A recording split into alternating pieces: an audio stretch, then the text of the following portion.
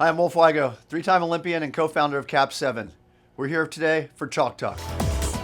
This is your Cap 7 tip of the week. Today we're going to talk about some 2-meter defense, talk about different styles of defenders and how you can use them to change your defensive structure. Okay, so we have a few basic types of 2-meter defenders. You got the first type, which is a really strong, stocky guy who's got a really powerful horizontal egg beater that can sort of control the center and the 2-meter player. And typically for me, you'll want to use this defender to sort of push the center out and hold the line. So if you're going to run a 4-5 drop, you want a guard who can get underneath, push, and keep the center so that they're not going to be able to back up, and keep these players so that they can play a zone pretty far out, and you're giving up bad angle shots to players who are far from the cage, which is ideal. Or you can have where your center takes the player and keeps them outside of 5 meters, okay? And then you can run a full zone up top, and these players are out at 9 or 10 meters, and you can play a zone here in this position, okay? If you don't have that strong center and you're running a 2-3-4 drop or a full zone, the attacking player on offense is going to be able to push your players back. Everything's going to be moved up, and these players are going to get a lot higher quality shots.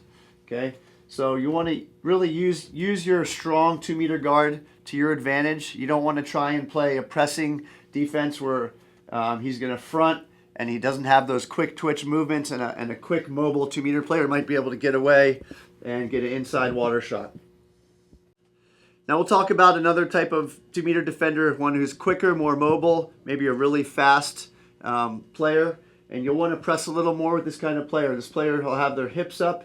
He or she can be really mobile, head on a swivel, always know where the ball is, anticipating that ball. As the ball's coming in the air, they're already taking 2 quick strokes and they're in front.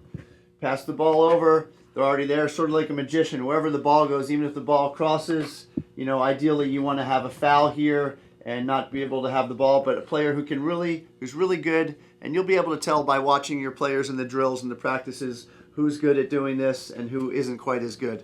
So, you're not going to be changing your defenses all the time, but typically you're going to start in a press and then come into some sort of zone as a fundamental. If you can stay in a press, you can stay in a press. If you've got a really dominant guard and the center is not that strong, you might as well just press as long as you can. So that's up for the individual coaches to decide that. But basically you can tell your team to press a little longer, maybe change your defense to pressing without a foul so that you're really running the clock and mixing it up, and have this player front for a longer time than you might have a player who is a real strong player but not quite as mobile.